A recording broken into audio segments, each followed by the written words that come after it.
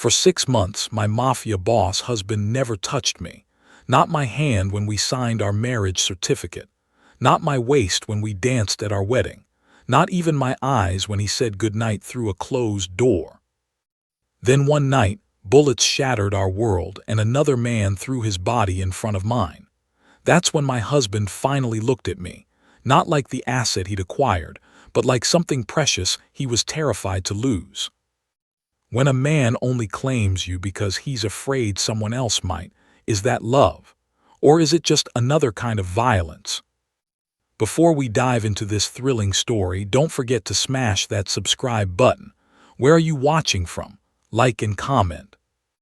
The restaurant hostess led me through the private dining room, and I felt every eye tracking my movement, not admirers but guards, assessing, calculating, deciding if I was a threat. My father sat at the head of the table across from a man whose stillness was more frightening than any weapon. Park Byung-ho, the name whispered in certain circles, the Korean syndicate that controlled the West Coast, and now, apparently, my future husband. This wasn't a date, it was a merger. My family's New York network needed his territory, his organization needed our connections, and I was the signature on the contract. Byung-ho didn't stand when I approached. His dark eyes swept over me once, clinical, emotionless, like he was evaluating inventory. When he finally spoke, his voice was smooth and empty. "Miss Chandler, you'll do." Not "nice to meet you," not "you're beautiful," just "you'll do." I should have run then. Throughout dinner, business was discussed around me, not with me. Territory divisions, profit shares, supply routes. I was mentioned in the same breath as shipping containers and offshore accounts. When Byung-ho finally addressed me directly, it was to ask one question: any objections to the arrangement? I looked at my father, whose empire I'd been raised to serve. I looked at Byung-ho, whose tailored suit couldn't hide the tattoos creeping up his neck, dragons and tigers that marked him as someone who'd killed and survived. "No objections," I said, sealing my fate. His lips curved slightly, not a smile, an acknowledgement of acquisition. Over the next 3 weeks of courtship, really just supervised meetings to ensure we could appear together in public without incident, I tried to find the man beneath the reputation. I asked about his childhood, irrelevant. His interests, business. His hopes for our marriage, stability. I wore my most elegant dresses, styled my hair, spoke intelligently about his world. His eyes never lingered. His expression never changed. I was performing for a statue. But I wasn't weak. I came from power too. I'd been raised in boardrooms and backrooms, taught to negotiate and strategize. I knew this world's rules. I just didn't know the rules said I'd have to live them alone.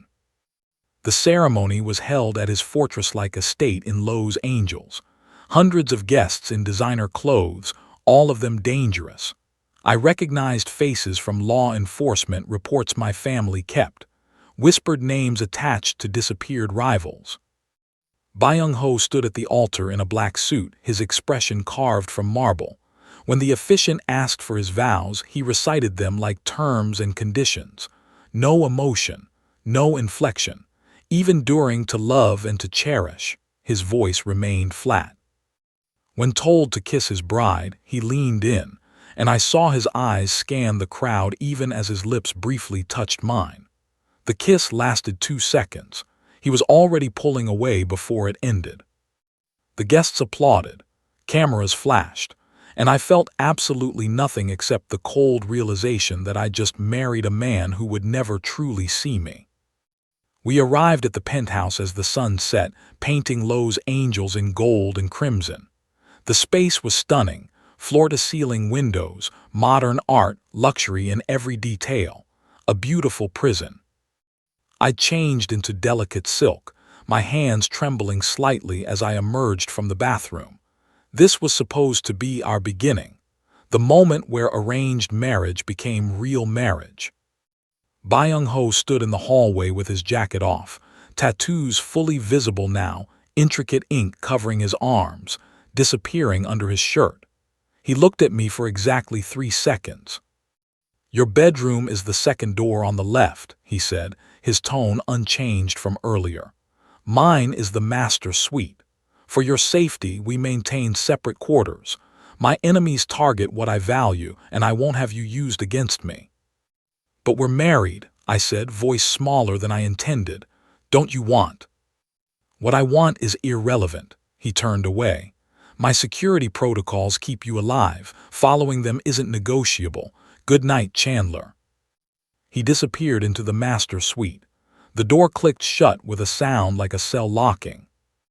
I stood there in my silk nightgown, in a penthouse worth millions, married to one of the most powerful criminals in America, and completely, devastatingly alone. That night set the pattern for the next 6 months. Byung-ho provided everything material: unlimited credit cards, designer wardrobes, luxury cars, armed bodyguards who shadowed my every move. I had access to anything money could buy. Except him. He left before dawn, conducting business I wasn't privy to. Returned after midnight to his separate bedroom. We never shared meals unless required for appearances. Never had conversations beyond logistics. Never touched except for photos. His hand on my waist at events, stiff and formal, released the moment the cameras turned away. At galas and meetings, I stood beside him in expensive gowns, the perfect accessory. He'd introduce me mechanically: "My wife, Chandler," then ignore me while discussing territory and profit margins. At night, I'd hear him return home, listen to his footsteps pass my door without pausing, and know with increasing certainty that I wasn't a wife. I was an investment, a strategic asset, another piece in his empire's expansion. Beautiful, protected, and utterly invisible. Minnels in America, and completely, devastatingly alone. I learned to measure time differently in my golden cage. Not in days or weeks, but in the space between Byung-ho's footsteps passing my door and the sound of his own closing. Usually about 3 seconds, always without pause. Month 1, I tried everything. I cooked, or attempted to, following online tutorials for Korean dishes I thought might reach him. He'd eat in silence, thank me with the same tone he'd use with a waitress, and retreat to his office. The untouched food felt like a metaphor. I'd wait up for him in the living room, book in lap, hopping for conversation. He'd acknowledge me with a nod and keep walking. Once, I fell asleep on the couch. I woke to find a blanket draped over me, but he was already gone. Even his kindness was impersonal. Month 2, I attended my first official event as his wife. A charity gala at a downtown hotel, the kind where mob money washed itself clean through 6-figure donations. I wore deep emerald silk that hugged every curve, my hair cascading in waves down my bare back. Byung-ho's eyes swept over me when I emerged. "Acceptable," he said, and offered his arm like we were business associates, not newlyweds. At the gala, I watched him work the room with lethal precision. He moved between conversations like a chess master, every interaction calculated. His hand rested on my waist for photos. I counted the seconds until he removed it. 37, 42, never more than 60. When a rival family's underboss made a crude comment about me in Korean, probably assuming I didn't understand, Byung-ho's response was swift and cold. He switched to English, his voice dropping to something deadly. "Disrespect my wife again, and your family will need a new negotiator." The man paled and excused himself. So he'd defend his property, just wouldn't treat it like a person. Month 3, I stopped trying. Stopped cooking elaborate meals. Stopped waiting up. Stopped wearing silk nightgowns that went unseen. I wore comfortable pajamas and read in bed until I fell asleep alone, always alone. Byung-ho noticed the change. I could tell by the way he'd pause fractionally outside my door now, as if considering knocking. He never did. One night I heard raised voices from his office, then a gunshot. My heart seized, but I stayed in my room like I'd been trained to do. Safety protocols. His head of security had explained my first week here. If you hear anything unusual, lock your door and don't come out until Mr. Park tells you it's clear. An hour later, Byung-ho knocked softly. "Chandler, it's handled." I opened the door to find him in a fresh shirt, no trace of whatever had happened except the tension in his jaw. "Are you hurt?" I asked. "No." He studied my face for a long moment, something almost like concern flickering across his features before the mask returned.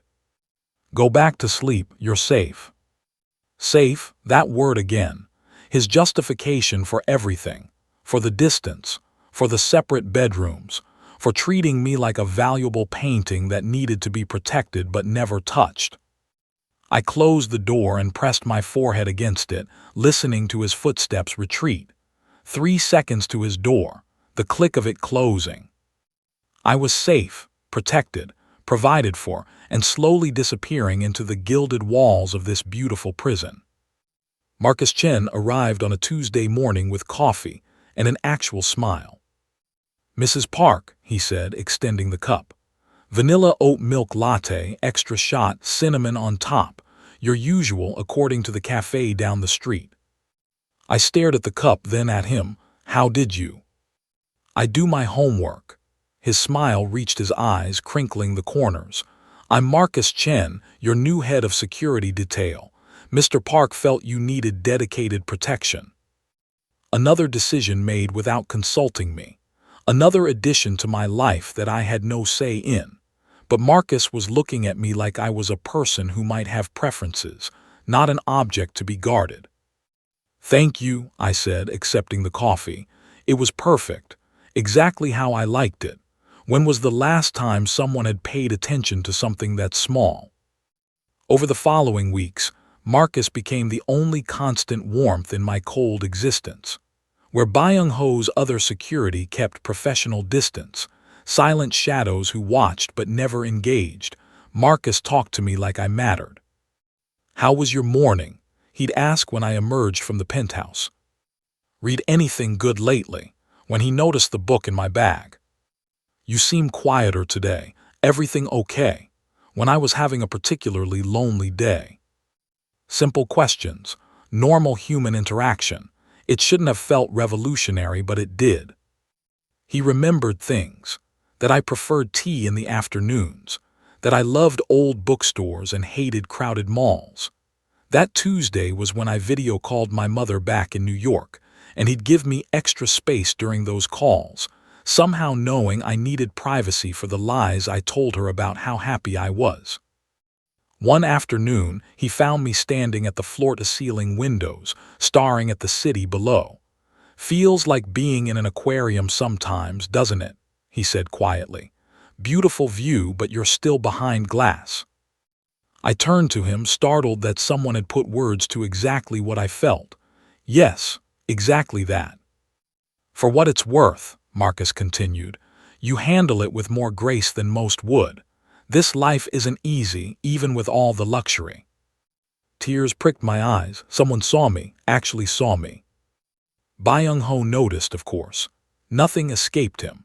I caught him watching once as Marcus, and I laughed over something trivial, a joke about terrible Lowe's Angels traffic.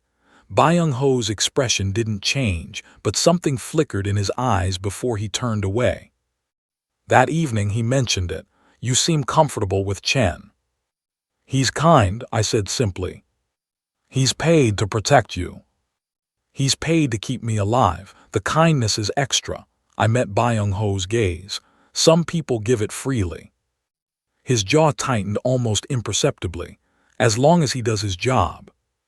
He left for his office, and I sat alone in our living room, thinking about the difference between the two men. One gave me everything except himself. The other gave me nothing but genuine human connection. I knew I was starting to depend on Marcus's warmth too much. Knew it was dangerous to crave his attention, to light up when he smiled, to feel disappointed on his days off when another guard took his place. But in my beautiful, empty prison, he was the only one who made me feel like I still existed. And that was its own kind of dangerous. It happened on a rare afternoon when Marcus drove me to a small gallery in Silver Lake. Byung-ho had approved the outing. Art was acceptable for his wife's public image, but probably assumed I'd browse in silence like I did everything else. Instead, I found myself actually talking, really talking, for the first time in months. "You have a good eye," Marcus said, studying an abstract piece I'd been drawn to. "There's a sadness in it, but strength too, like it survived something. Maybe that's why I like it." The words slipped out before I could stop them. We moved to a quieter corner of the gallery, and Marcus's voice dropped. "Can I ask you something personal, Mrs. Park?" "Chandler, please just call me Chandler." "Chandler," he corrected gently. "Are you okay? And I don't mean safe, I mean okay." The question cracked something open in me. No one had asked that. Not my mother in our careful phone calls. Not the household staff who saw me every day. Certainly not Byung-ho. "No," I whispered, "I'm not." Marcus guided me to a bench, and suddenly I was telling him everything. The loneliness, the separate bedrooms, the way Byung-ho looked through me instead of at me, how I'd become invisible in my own marriage. "I lost my family 4 years ago," Marcus said quietly when I finished. "Car accident, wife and daughter." His voice caught slightly. "I know what it's like to be surrounded by reminders of what you should have but don't, to live in a space that feels like a memorial to something that never really lived." "Marcus, I'm so sorry." "My point is, I understand loneliness, the kind that exists even when you're not technically alone." He looked at me with such genuine compassion that I felt tears threatening. "You deserve better than this, Chandler. You deserve to be seen." His hand covered mine briefly, just a moment of human comfort, warm and solid and real. It lasted maybe 3 seconds before he pulled away, professional distance reasserting itself. But 3 seconds was enough. Enough for Byung-ho to see from across the gallery, where he'd arrived unannounced. I caught his reflection in a glass display case, utterly still, watching us with an expression I couldn't read. Then he turned and left without announcing himself. That evening, tension crackled through the penthouse like electricity before a storm. Byung-ho's security detail was tripled. Phone calls were taken in harsh, clipped Korean. Something was shifting in his world, and not for the better. At another obligatory event that weekend, this one a private dinner with West Coast families, I played my part perfectly. Stood beside Byung-ho in midnight blue silk, smiled at the right moments, stayed silent unless directly addressed. He introduced me to a visiting boss from San Francisco. My wife, Chandler. His hand on my waist, removed after exactly 45 seconds. I watched him work the room, his face a mask of controlled power, and made a decision. I was done hopping, done waiting for warmth that would never come, done breaking my heart against his walls. My husband had made his choice 6 months ago. Now I was making mine. I would survive this marriage. I would fulfill my family's obligations. But I wouldn't keep destroying myself trying to make a statue love me back. Even if accepting that truth felt like another kind of death. The ballroom glittered like a jewel box, crystal chandeliers, champagne fountains, Los Angeles elite criminals dressed in couture. I wore the black evening gown Byung-ho's stylist had selected, sleeveless and elegant, my hair in waves down my back. Another perfect accessory for another perfect night. Byung-ho stood across the room with a cluster of men in expensive suits, discussing what I assumed was territory or money or violence, dressed up in business terms. He hadn't looked at me once since we'd arrived an hour ago. Marcus stood 10 feet away, scanning the crowd with professional vigilance.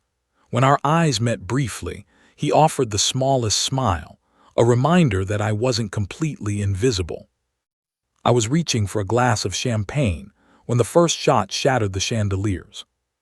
Everything happened in fragments, screaming, glass raining down like diamonds, people dropping to the floor or running for exits, More gunshots, rapid fire coming from multiple directions. Men in black masks materialized from the crowd, weapons raised. A coordinated attack, professional. I froze, my mind unable to process the chaos erupting around me. Then Marcus was there, his body slamming into mine, driving me behind a marble column as bullets chewed through the space where I'd been standing. We hit the ground hard, his weight covering me completely. "Stay down," he commanded, but his voice sounded wrong, strained, wet. I felt the warmth before I understood what it was. Blood spreading across my dress, soaking through the silk, not my blood. "Marcus," my voice cracked. He rolled off me, and I saw the crimson bloom spreading across his white shirt just below his shoulder. He'd taken the bullet meant for me. "Marcus," I caught him as he slumped, cradling his head in my lap. His blood was hot against my hands, so much blood, too much. "No, no, no, stay with me, please." His eyes found mine. "Already losing focus. Had to protect you." Across the ballroom, Byung-ho moved like death itself. I watched through my tears as he eliminated 3 attackers with brutal efficiency, each movement precise, lethal, emotionless. His gun spoke 3 times. 3 bodies fell. Other guards converged, returning fire. The attack lasted maybe 90 seconds total, but felt like hours. Then silence, broken only by moaning wounded and distant sirens. Byung-ho's eyes swept the carnage and found me on the floor, my black dress soaked crimson, cradling Marcus's bleeding body. Our gazes locked across the destroyed ballroom. I saw something in his face I'd never seen before, something raw and terrible breaking through his carefully maintained control. Not concern for Marcus, not relief that the threat was neutralized. Rage, pure primal rage. And something else underneath it, something that looked almost like fear. He crossed the space between us in long strides, his gun still drawn, his face a mask of fury barely contained. But he wasn't looking at the bodies of the assassins. He was looking at where my hands touched Marcus, at the tears streaming down my face, at how I held another man like he mattered, like losing him would break me. "Get away from him," Byung-ho said, his voice deadly quiet. "He's bleeding, he needs help." I said get away from him. He grabbed my arm, pulling me up with barely controlled violence. Medics rushed in, taking over Marcus's care. I watched them work through a haze of shock and terror, my hands still covered in his blood. Byung-ho's grip on my arm never loosened. When I finally looked up at him, I saw something I'd never seen in 6 months of marriage. He was looking at me, really looking at me. And he was absolutely furious. I spent 3 days in the surgical waiting room. Byung-ho's men brought me clean clothes, food I didn't eat, coffee that went cold in my hands. I couldn't leave, wouldn't leave, not until I knew Marcus would survive. Byung-ho himself stood in the hallway beyond the glass doors, never entering, never leaving, just watching, always watching. When the surgeon finally emerged, exhausted but smiling, I broke down completely. "He's stable. The bullet missed the major arteries. He'll recover fully." I pressed my hands to my face and sobbed with relief for Marcus's life, but also for my own humanity. I could still feel something, still care about someone. 6 months in my golden cage hadn't killed that. Through my tears, I saw Byung-ho's reflection in the glass. His expression was unreadable, but his hands were clenched into fists at his sides. The hospital became my second home. Every morning, Marcus's new guard, a silent man named Kim, drove me there. Every evening, he drove me back. Byung-ho never commented, never objected, but his presence in the penthouse changed. He was there more often, emerging from his office when I returned, watching me with an intensity that felt new and uncomfortable. On the 4th day, Marcus was conscious enough for visitors. I sat beside his bed, careful not to disturb the IV lines and monitors. "You look terrible," he said weakly, trying to smile. "You took a bullet for me," I'm allowed to look terrible. Just doing my job. But his hand found mine on the blanket, squeezing gently. Worth it, though. You're okay. I'm not okay, Marcus. My voice broke. I'm so tired of pretending. Then stop pretending. His eyes held mine. Life's too short, Chandler. I learned that when I lost my family. You don't get second chances. I thought about that conversation the entire drive home. About second chances and wasted time and living in a beautiful prison with a man who treated me like inventory. That night, I called my father. I want out, I said without preamble. The marriage, the alliance, I want out. His silence was heavy. Chandler, you know what that means, the instability it would cause. I don't care. I can't do this anymore, Dad. I'm disappearing. Do you understand? I'm ceasing to exist in this marriage. Let me make some calls, see what's possible. I didn't know Byung-ho was standing outside my door until I hung up and found him there, his face carved from stone. How much did you hear? I asked, too tired to care.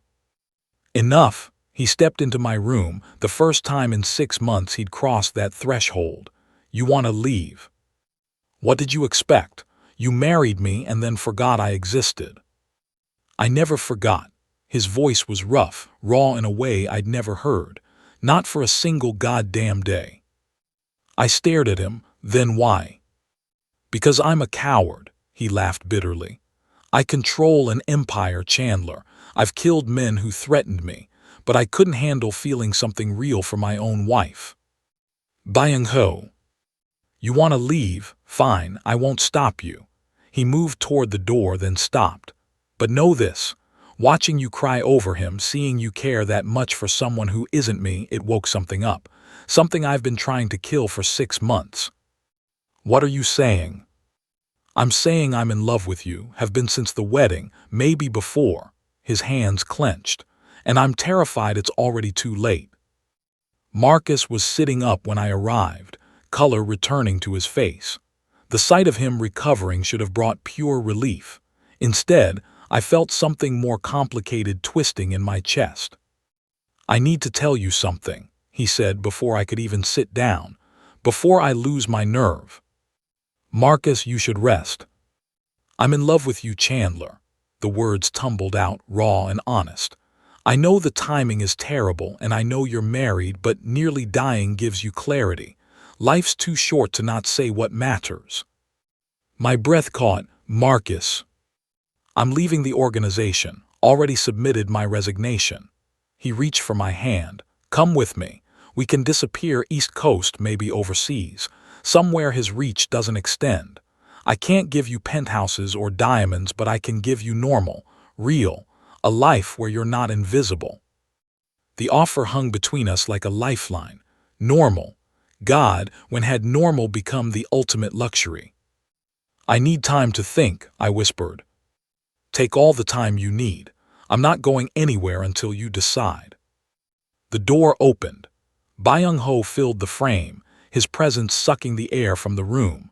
His eyes moved from our joined hands to Marcus's face, and something lethal flickered there. Chen, you're recovered enough to be discharged. His voice was perfectly controlled, which made it more frightening.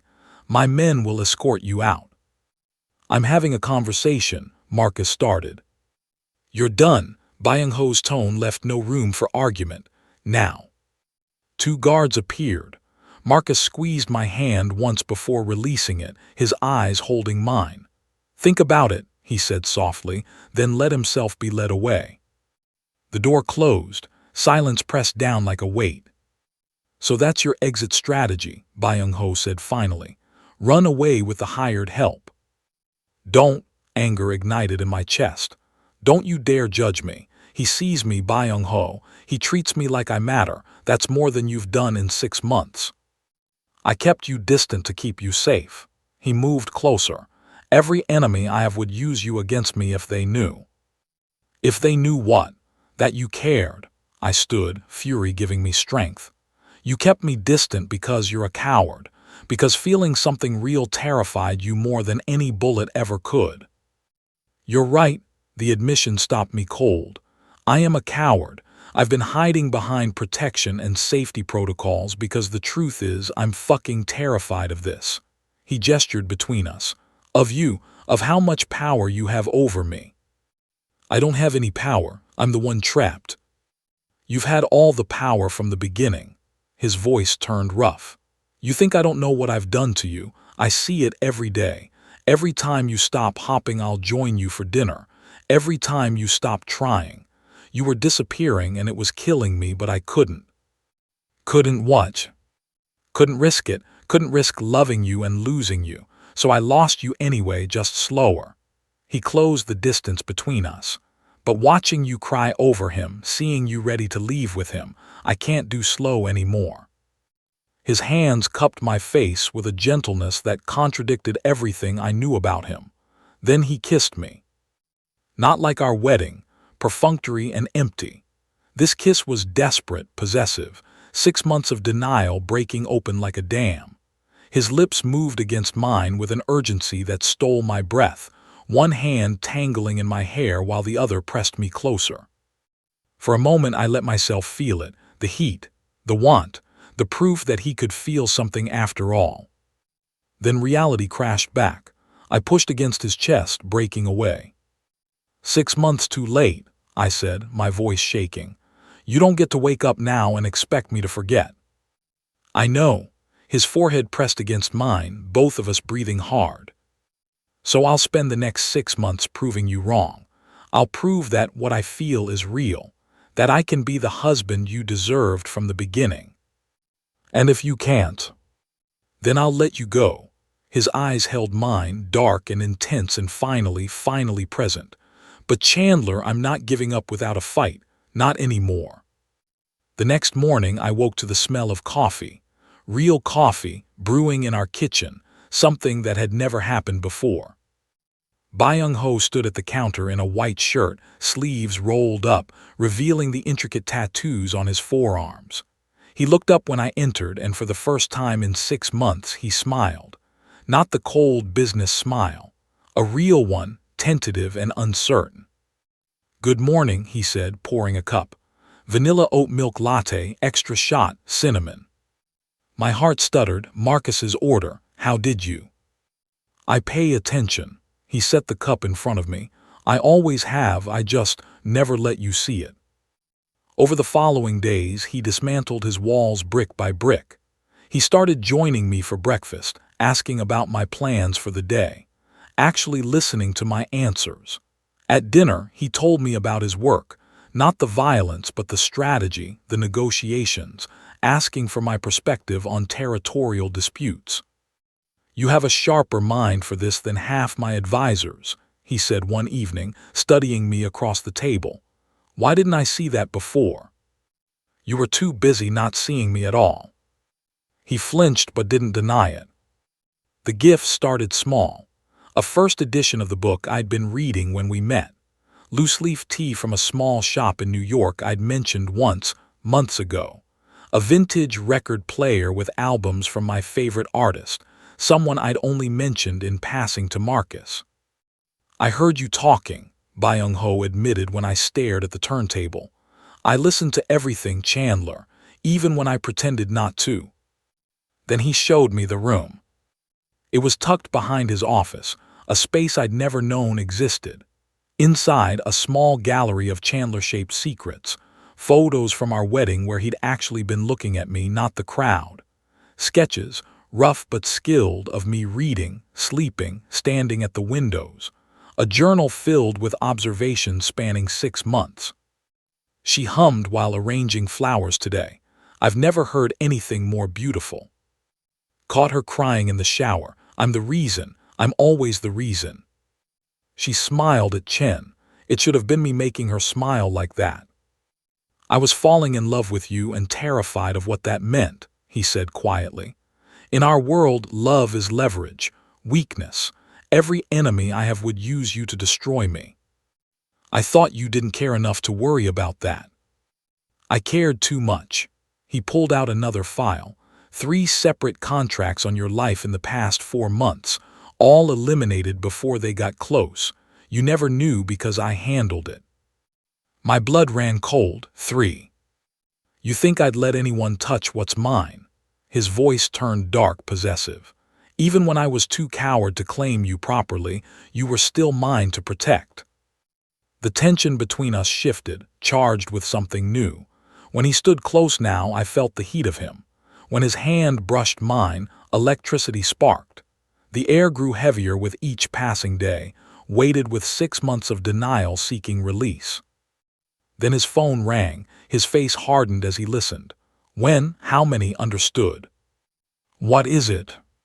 The Hong family, they're planning something big, a comprehensive attack. They've been waiting for weakness. His eyes found mine. They think they've found it. Marcus called that evening, his voice gentle. I'm leaving in 3 days. The offer still stands, Chandler. Come with me. Get out before this world destroys you. I looked at Byung-ho across the room, watching me with barely concealed intensity. A man finally fighting for what he wanted. But was it real, or just possession disguised as love? I'll give you my answer soon, I told Marcus. But I still didn't know what that answer would be. They came at 3 in the morning, the hour when even criminals sleep. The explosion shattered the penthouse's reinforced windows, ripping me from sleep. Byung-ho was at my door instantly, gun in hand, still buttoning his shirt. Stay behind me, no calculation in his voice, pure instinct. Gunfire erupted from multiple directions. They'd breached the building, impossible except they'd done it. The Hong family hadn't just planned an attack, they'd planned a massacre. Byung-ho's security engaged them in the hallway. Bodies fell, ours and theirs. He moved through the chaos like choreographed violence, each shot precise and lethal. But there were too many. One broke through, gun rising toward Byung-ho's back. I didn't think. I grabbed the heavy sculpture from the hallway table and swung with everything I had. It connected with the attacker's skull. He dropped. Byung-ho spun, eyes wide. Chandler. I'm not helpless.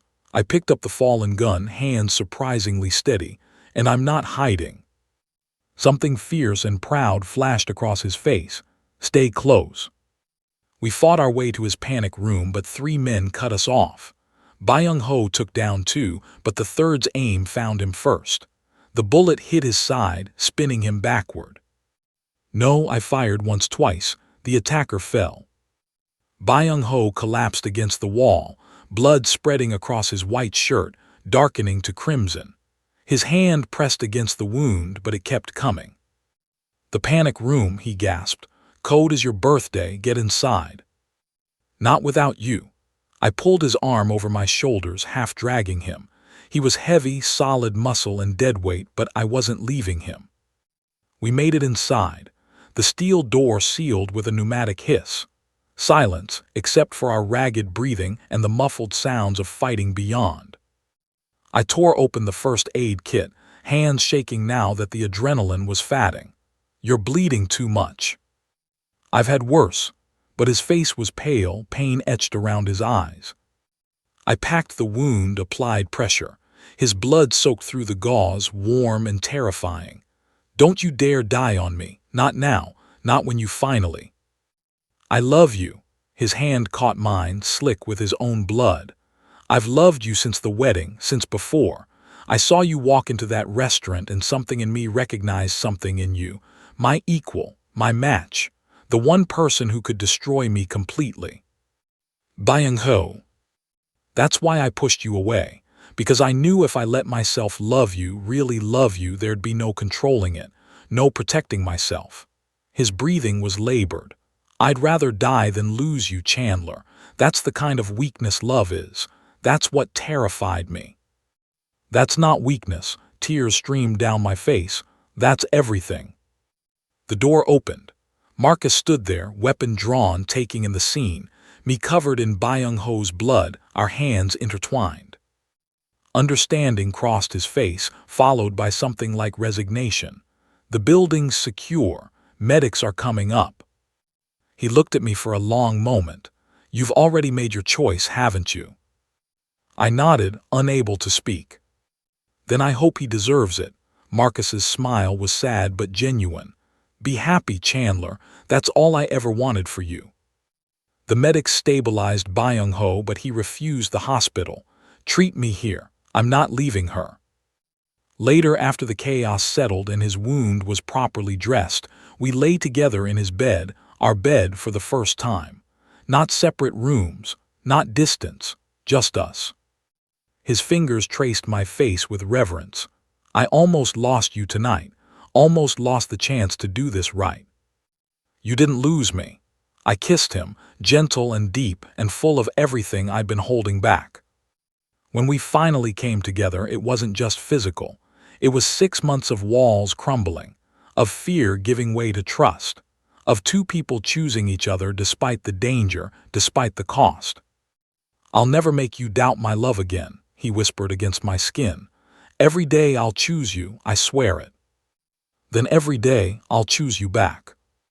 Outside, sirens wailed. Inside, we built something neither of us had believed possible. Something worth fighting for. Something real. 3 months later, I stood in Byung-ho's war room, our war room, studying the territorial map spread across the table. Red pins marked Hong family holdings, blue ours. The gap between them was shrinking. If we move on their shipping operations here, I said, pointing to Long Beach, they'll retaliate at the docks, but that's what we want. Draw them out into the open. Byung-ho's second-in-command, Kim, nodded slowly. It's risky but smart. Force them to choose between profit and pride. She's right. Byung-ho's hand settled on my waist, casual and possessive, a touch that now happened a dozen times a day. We move tonight. The meeting dispersed. Alone, Byung-ho pulled me close, kissing me with the easy intimacy of someone who no longer feared showing affection. Remind me why I ever tried to do this without you. Because you're stubborn and emotionally constipated. His laugh rumbled through his chest. Past tense, I hope. Getting better. I smiled against his lips. You only brooded for 10 minutes this morning instead of your usual 20. I wasn't brooding, I was thinking. About how much I love you, how terrifying that still is. His thumb traced my cheekbone. How I'd burn this whole empire down if it meant keeping you safe. Good thing I can protect myself now. I patted the gun holstered at my hip, his gift after the attack, along with weekly training sessions.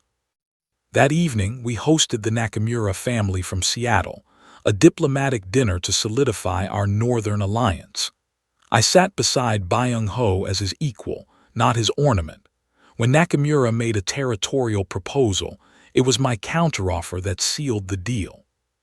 Your wife is formidable, Nakamura said in Japanese, probably assuming I didn't understand. In every possible way, Byung-ho replied in the same language, his hand finding mine under the table. I'm a lucky man. Later that night in our bedroom, I felt the nausea hit again, the third morning in a row except it was evening now. Byung-ho noticed immediately. You're pale, what's wrong? I think, my hand pressed against my stomach, I think I need to take a test. Understanding dawned across his face, followed by something like terror and joy colliding. The test took 3 minutes, the longest 3 minutes of my life. 2 lines. Byung-ho stared at it, then at me, then back at the test. We're having a baby. We're having a baby, I confirmed, watching emotions war across his face. He dropped to his knees, pressing his forehead against my stomach.